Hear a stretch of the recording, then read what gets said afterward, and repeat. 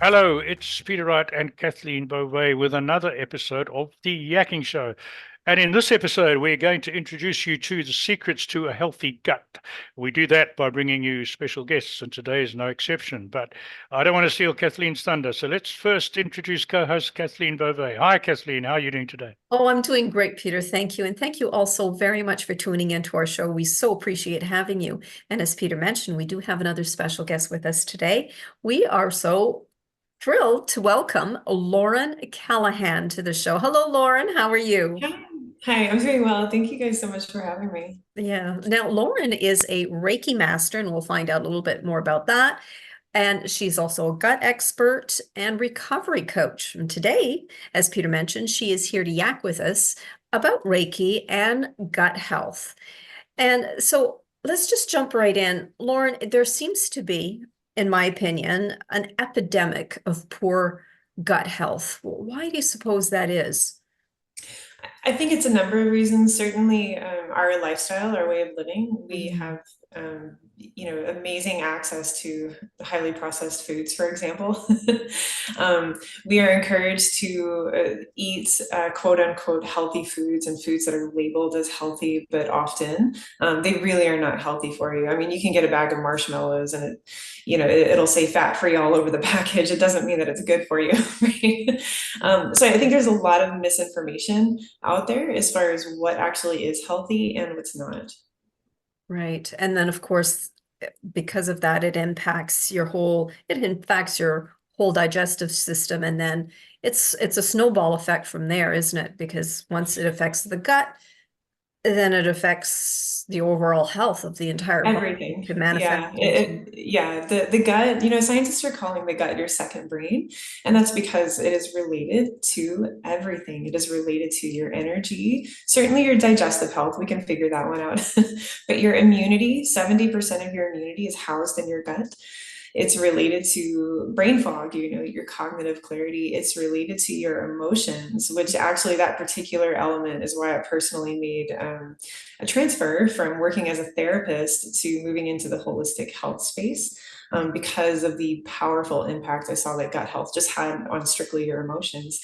So it really is related to everything. And, the maybe another misunderstanding is that you can actually be eating a lot of really healthy foods, which is where I was at when I first started this journey, and still have a really unhealthy gut. And going back to your question, why does that happen? A number of different reasons. It can be medications that you have taken. Mhm. Certainly, a history of antibiotics. It doesn't take much, Mm. to start the train of an unhealthy gut. There are a lot of things that can contribute to it. Right. And as you were alluding to about the emotions, is that I heard that most of the serotonin is actually produced in the gut, not the brain. I am thrilled that you said that. That is such a little known fact, Right. that actually 90% of your body's serotonin is produced in your gut. And actually, to follow up with a little known fact is that certain medications, such as antidepressants, SSRIs, actually mess up that process, and create a whole other host of problems. So when we're talking about why do people have, an awful gut, for some people, that's it. It's because of their use, maybe long-term use or something like that related to other medications, SSRIs, antidepressants. It messes up the process, right? It moves that serotonin production away from your gut and puts it in your brain. Right. And so your mood may benefit in the end, but there's a lot of other things that won't happen. So, for example, serotonin is hugely responsible for initiating your digestion. So if you Hmm. take serotonin out of your gut, you Right. just mess, with that 70% of your immunity, right? Like all of the things that happen in your gut, you've messed it up. And then Mhm. then it begs the question, we're seeing so many people, with depression and some other, emotional issues. It makes you wonder if it's not because of poor gut health as well. Yeah, exactly. I mean, again, for me personally, this started really with an athletic journey. I'm an ultra runner and an Ironman athlete, and I wanted to improve my performance. So I was curious what improving my gut health would do. And yes, it absolutely opened doors that had been locked to me for years. So that was really cool. But in the process, when I first tested my gut, which is the first thing that I do for all of my clients, I test their gut. So there's, it takes out 90% of the guesswork, right? We know what we're working with. You really can do that. One of the things that stood out to me the most was that I had really low serotonin.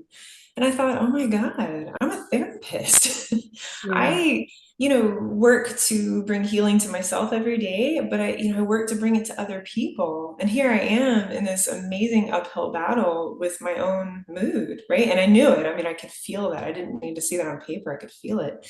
And then when I did heal my gut, I could watch on paper my serotonin levels go up. They were low, and then they were exactly where they needed to be simply because I improved my gut health. And I could feel the difference. I mean, I saw it on paper, but I could tell the difference. I was not the same person that I used to be. And so Right. for me, I thought, oh my goodness, all of these people walking into my office are struggling. And yes, I can help them in a therapeutic way.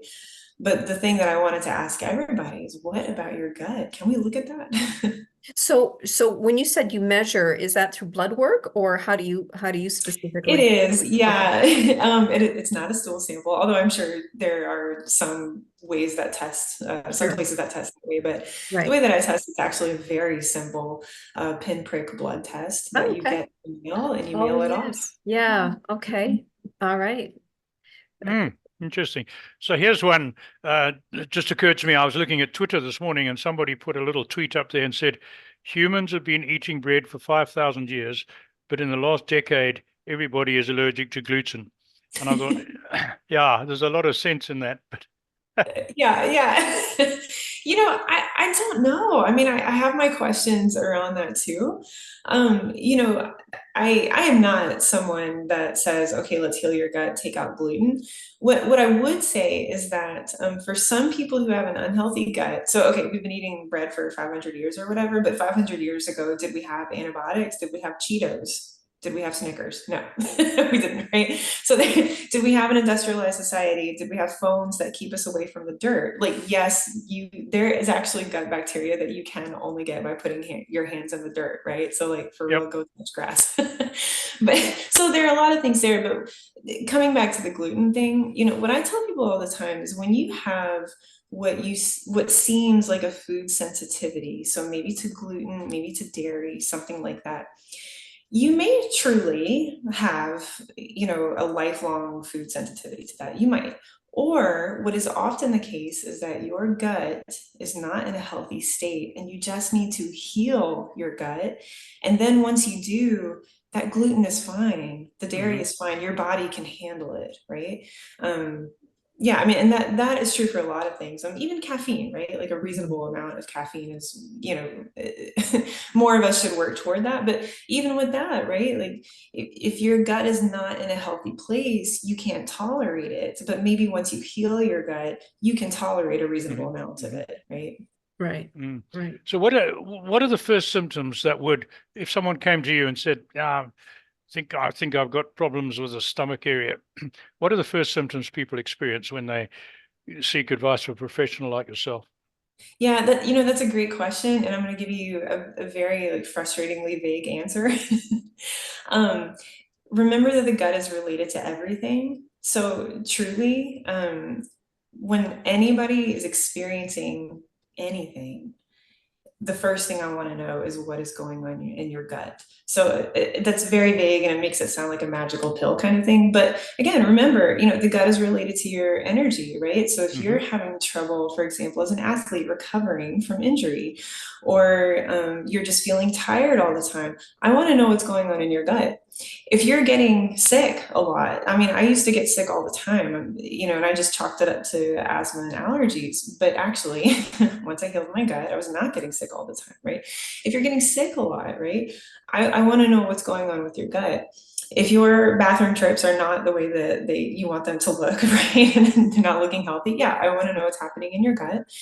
If you are depressed, if you're anxious, if you're experiencing anything having to do with inflammation, I've had clients who, they came to me because they were having trouble losing weight, right? And so we healed their gut and they were able to lose weight. But not only that, they had this random skin inflammation condition that got better, right? Like there's so many things that your gut is related to, right? So when somebody's experiencing anything, it honestly is my first question. Let's take a look at your gut and see what's going on. Okay. Right. So once a person reaches middle age and their metabolism slows down and their energy level tend to decrease, and then they gain the weight, just as what we just said, what's the first step in turning this around?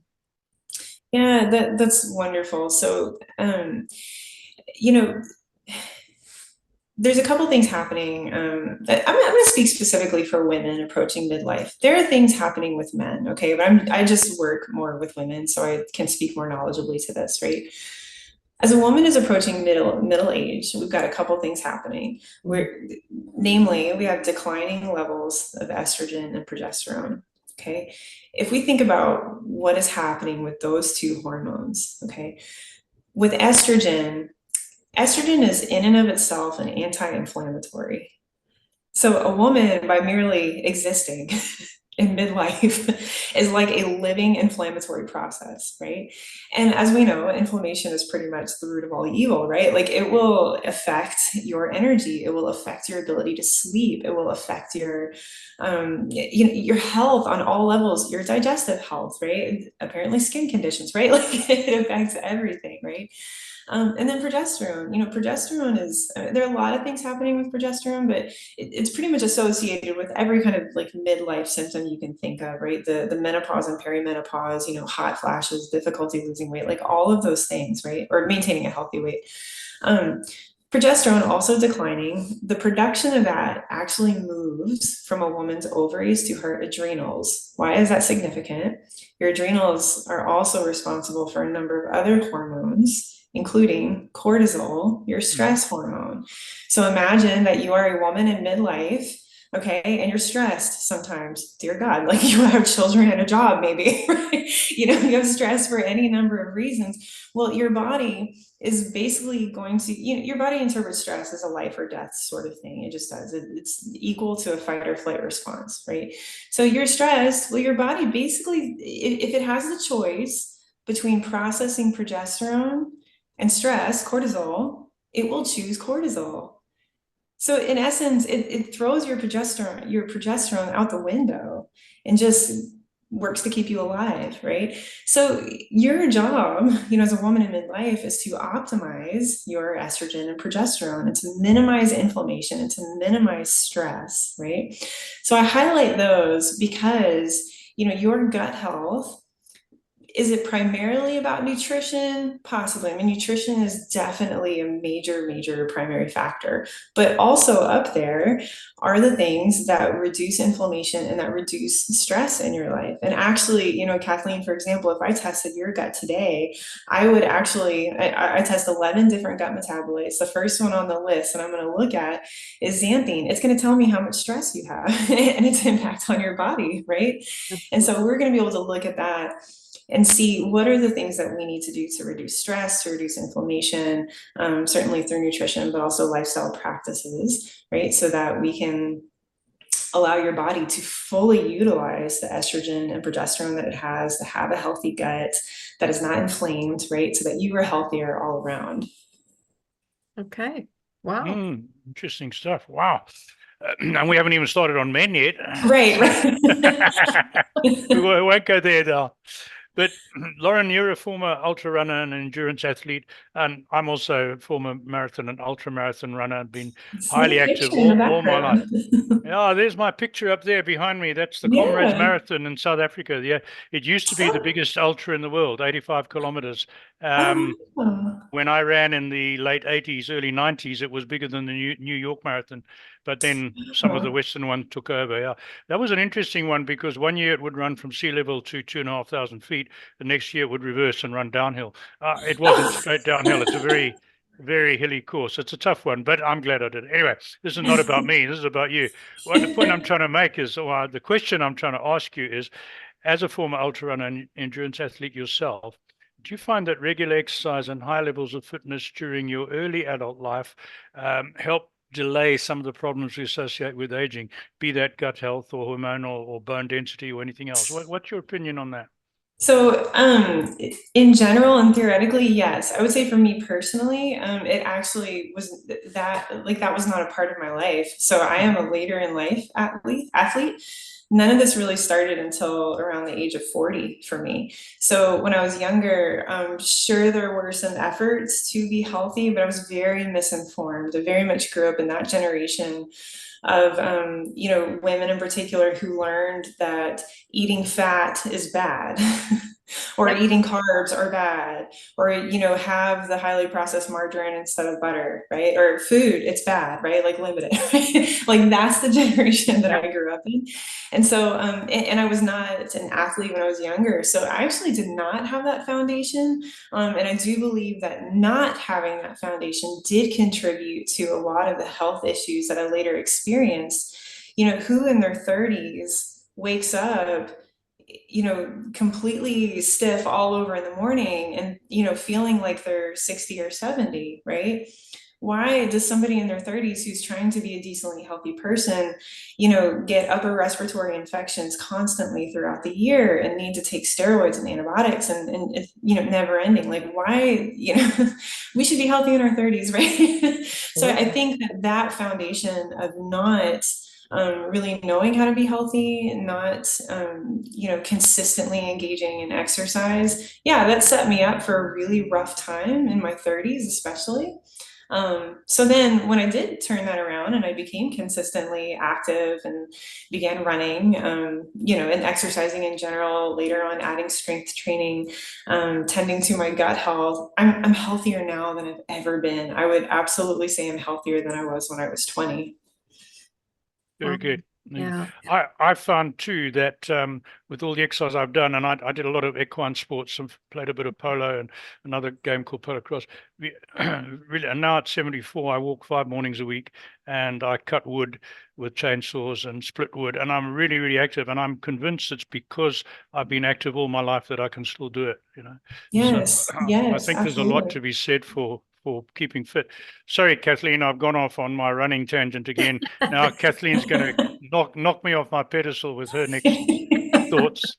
Well, yes, I may do that, Peter. I'm sorry, but I just have to Go do for that it. because Go I for really it. want Lauren's opinion on this.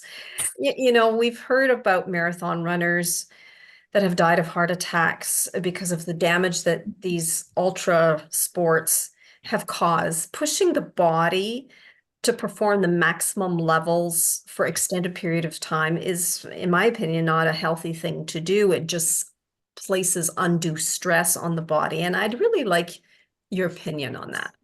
Sure, yeah. When you look at certain cultures, that have thrived off of ultra running, for example. I can't even think or pronounce the name of this random tribal culture that the ultra running is their life. It's just a part of everything they do. They're the healthiest people ever, right? They run miles and miles into their 70s and beyond, right? They are just one of those examples that shows us, okay, it's not actually the running that's hurting us, right? There's something else, right? And this for me, and so this is personal opinion. This is not based on, some thorough research here, but what this goes back to for me is our way of living. So for example, in the running and ultra running community, it is absolutely accepted, encouraged practice to have a ton of processed foods, right? In, the effort to have, to get enough calories, right? We down these, energy gels and things like that. Beer, alcohol, for example. I mean, that's a part of running culture, right? Like if somebody offers beer at an aid station or like whiskey or something, it's exciting to runners, and they end the run and they get, pizza and beer. So I mean, it's things like that, like the push to just get the amount of calories that you need, in our highly processed food, convenience kind of culture. This stuff is really pushed.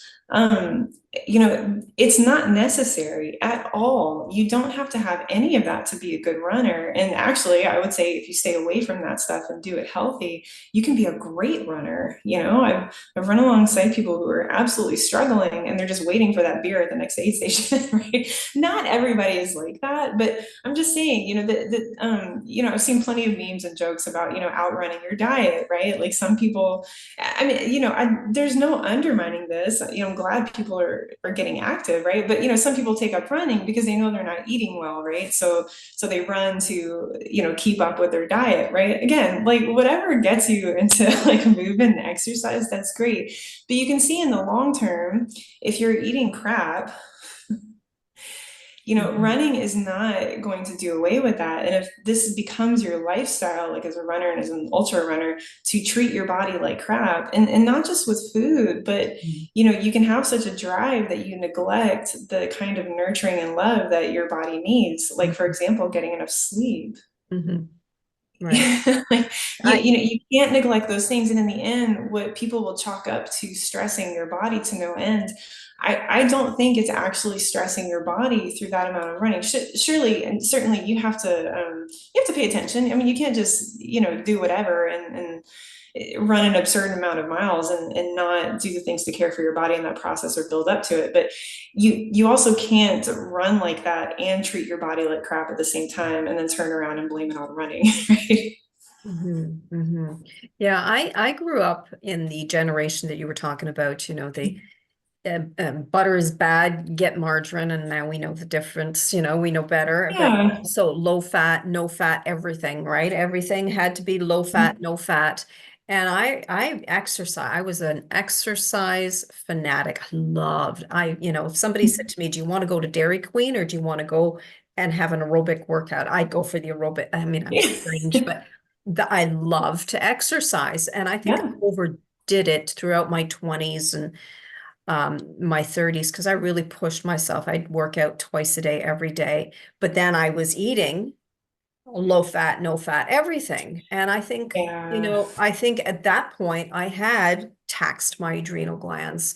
I had caused more damage to my body because of that. And so I think there's a fine balance there. And I think that's what you're saying is that good nutrition along with a great level of fitness, they have to work in combination with each other, correct? Absolutely. Yeah, absolutely. I mean, yes, it's a real problem. Again, especially for women in my experience, of just not eating enough and not fueling in the way that you truly need to fuel, right? I mean, yeah, like I love the way you put that, like exercising twice a day and then living on like Snackwell's cookies, right? Or like something that's low fat or, the human body and the female body in particular cannot properly recover from the stress that you put on your body when you deprive it of certainly like nutrient dense foods, but also the high quality fats and proteins, and yes, even carbs that your body needs. Absolutely. Peter? Yeah. Well, Kathleen, you're still somewhat fanatical about your exercise. I mean, Well, I still Lauren, exercise, but she won't even talk to me in the morning about business until she's done her workout, sorry. Yeah. But I give her that she's dedicated, so it's good for her. And she certainly put me on the straight and narrow as far as nutrition goes. And Well, it's not that, amazing how exercise can free up brain space, right? And creativity and get it flowing, right? So it's probably better for both of you that the exercise happens first before you talk. So I'm going to switch direction a little bit. It's something I know a little bit about and have seen done, but a lot of people don't know what Reiki is. So could you tell our audience what Reiki is and what you would use it for, and what results you've seen from it? Sure. So Reiki is an energy healing practice. We're all made of energy, and a Reiki practitioner is going to simply use that energy, universal life energy, which is what Reiki means, to channel healing to the recipient. So Traditionally, Reiki is done in person with a Reiki practitioner, but little known fact is that Reiki can actually be done at a distance as well, which is how I'm able to work with people from anywhere around the world, right? Energy doesn't know the time and space restrictions that we do. So truly can work with anyone around the world. Reiki is going to heal and balance on all levels: physical, mental, emotional. It is very, very pervasive, which is why for me, this was the natural addition to my practice, bringing gut health to people. Gut health, second brain, right? It's very pervasive. I found Reiki to be an incredibly pervasively healing practice. As in, some people are going to experience Reiki and really experience or highlight the physical healing that they feel from that. Maybe, a chronic pain or a chronic illness, right? Sometimes that healing can feel very abrupt, right? And sometimes it can feel more like an enhanced ability to heal over time, like kind of tapping into your body's natural resources to heal. Whereas other people are going to highlight maybe the mental and emotional healing that they experience, right? Maybe they have struggled with depression, for example, for a long time, and Reiki is able to, give them, healing from that, right? Reiki is going to work to free up what I'd call like stored energy in our body. So whenever we have experiences that we don't fully process, it just lives in our body as stored energy. And we know from plenty enough research that, even mental and emotional experiences, for example, can live in your body and manifest in a very physical way, right? So, the wonderful thing about Reiki is that it goes to the source within you that needs healing, right? It knows where to heal. And so, in my experience, I'd say personally, I've experienced all of that. There have been maybe abrupt kind of physical healings where there was a pain and then it was gone after a Reiki session.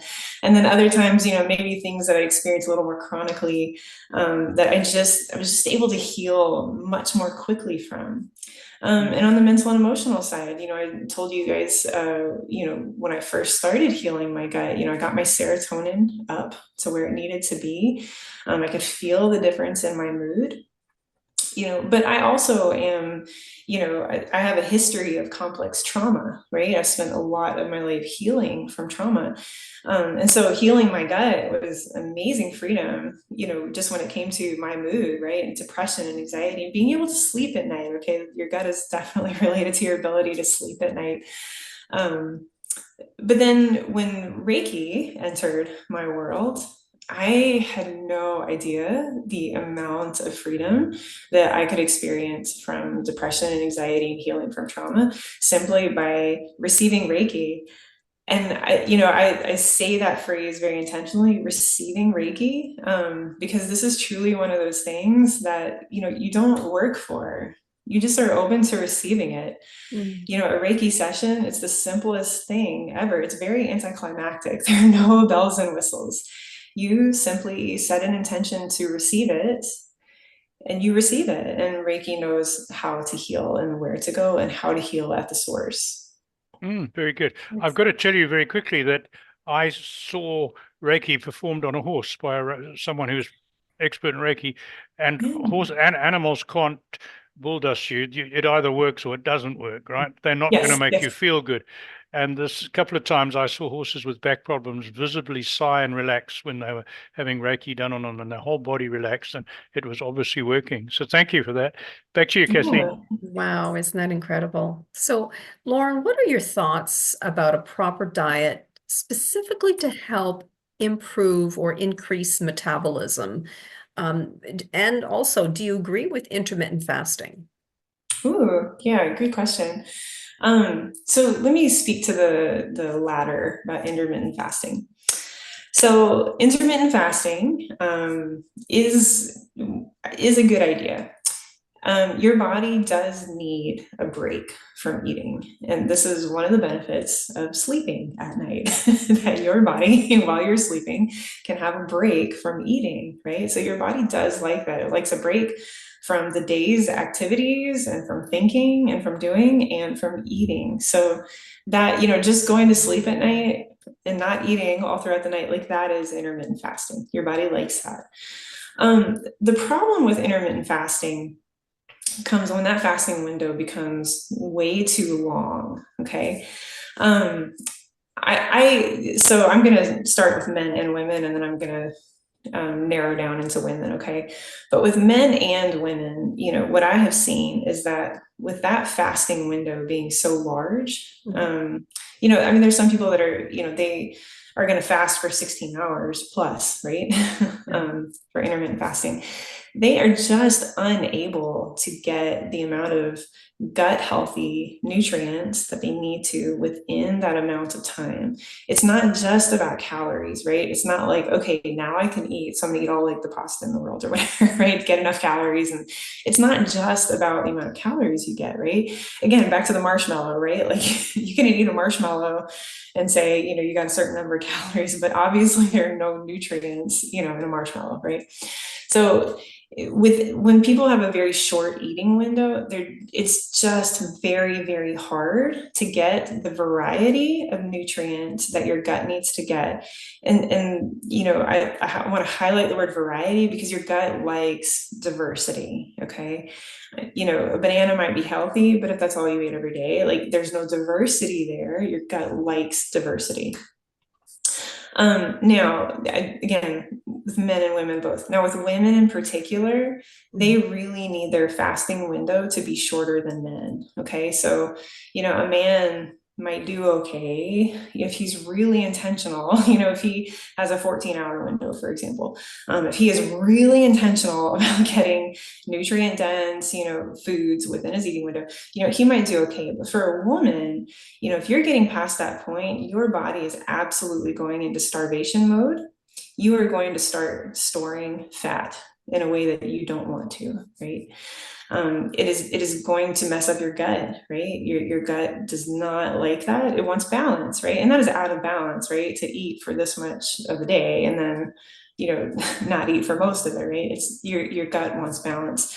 So generally, what I find with women is that just having a fasting window that's too long is usually unhelpful to them. And I definitely seen this with my clients. They were, trying to lose weight with intermittent fasting. And when they shortened that fasting window and we got really intentional about what they did eat during their eating time, they were able to lose weight. Yeah, that's an excellent point. And of course that helps to increase metabolism because they're now losing weight by Yes, more exactly. regularly. Okay. So can I just follow up there? Sure. I had been doing a 24-hour fast 1 day a week. So I would eat supper on a Monday and I would have nothing solid at all, and no shakes, tea and one coffee until supper on Tuesday night. And I could handle it quite well. But my good lady got headaches and didn't feel good at all. So she stopped it completely. Yeah. I managed to lose quite a lot of weight over summer. So I've suspended that 24-hour fast, but every night I go 13 hours. I have supper by 6 o'clock and I don't have breakfast till 7. So is that a more healthy way of doing it than the 24-hour, would you say? I want to say absolutely. I'm actually not super familiar with the effect on the body if you just do like a 1 day of fasting per week. I really don't know, but I would say in general that kind of fasting, the 13 hours, that would be a very healthy way of doing it. Okay. No, thank you.